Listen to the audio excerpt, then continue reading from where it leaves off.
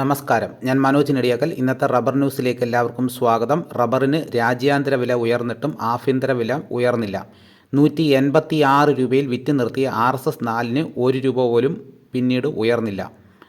വിതരണക്കാരും ബ്രോക്കർമാരും വിൽപ്പനയ്ക്ക് റബ്ബർ വരവ് കുറഞ്ഞിട്ടും വില ഉയർത്തി വാങ്ങിയില്ല. പണം അത്യാവശ്യമായ ചെറുകിട കർഷകരാണ് വിൽപ്പനക്കാരായത്. രാജ്യാന്തര വില ഉയർന്നിരിക്കെ വൻകിട കർഷകരും ഇടനിലക്കാരും ഷീറ്റ് വിൽപ്പനയ്ക്കിറക്കിയില്ലെന്നാണ് വ്യാപാരികൾ പറയുന്നത്.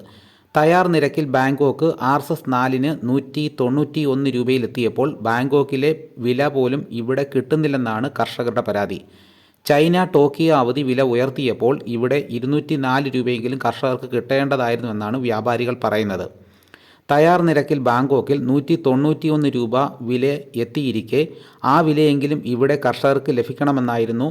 സർക്കാർ 200 രൂപ റബ്ബറിന് താങ്ങുവില പ്രഖ്യാപിച്ചെങ്കിലും അതെല്ലാം വെള്ളത്തിൽ വരച്ച വര പോലെയായെന്ന് കർഷകർ പറയുന്നു. വിദേശത്ത് കരുത്തായി റബ്ബർ. ജപ്പാൻ ഒസാക്ക എക്സ്ചേഞ്ചിൽ റബ്ബർ കൂടുതൽ കരുത്ത് പ്രദർശിപ്പിച്ചു. നവംബർ ആദ്യം റബ്ബർ 300 യെന്നിന് മുകളിൽ ഇടം പിടിച്ച അവസരത്തിൽ തന്നെ സൂചന നൽകിയതാണ് 314 മുതൽ 336 യെന്നുകളിലെ പ്രതിരോധം തകർത്ത് 344 യെൻ വരെ റബ്ബർ വില ഉയരുമെന്ന കാര്യം. വെള്ളിയാഴ്ച 344.4 യെൻ വരെയും കയറിയ റബ്ബർ വ്യാപാരാന്ത്യം 342 യെന്നിലാണ്. റബ്ബർ വിപണി ബുള്ളിഷ് മനോഭാവം നിലനിർത്തുന്നതിനിടയിലാണ് പ്രതികൂല കാലാവസ്ഥയിൽ വിവിധ രാജ്യങ്ങളിൽ റബ്ബർ ടാപ്പിങ്ങിന് തടസ്സപ്പെട്ടത്. ടയർ നിർമ്മാതാക്കളുടെ ഭാഷയിൽ എരുതിയിൽ എണ്ണ ഒഴിക്കലായി പ്രതികൂല കാലാവസ്ഥ. ഒസാക്ക റബ്ബറിനെ സാങ്കേതികമായി വീക്ഷിച്ചാൽ ഉൽപ്പന്ന വില 355 മുതൽ 378 യെന്നിലേക്ക് കണ്ണോടിക്കാം.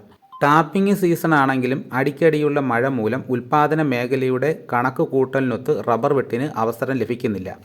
ഇതാണ് ഇന്നത്തെ റബ്ബർ ന്യൂസ്. ഇതോടുകൂടി വീഡിയോയുടെ പൂർണ്ണമാകുന്നു. എല്ലാവരും ഒന്ന് ലൈക്ക് ചെയ്ത് സപ്പോർട്ട് ചെയ്യണം. ആദ്യമായിട്ടാണ് ഈ ചാനൽ കാണുന്നതെങ്കിൽ സബ്സ്ക്രൈബ് ചെയ്യാൻ മറക്കരുത്. മറ്റൊരു വീഡിയോയുമായിട്ട് ഉടനെ എത്താം. എല്ലാവർക്കും എൻ്റെ നന്ദി.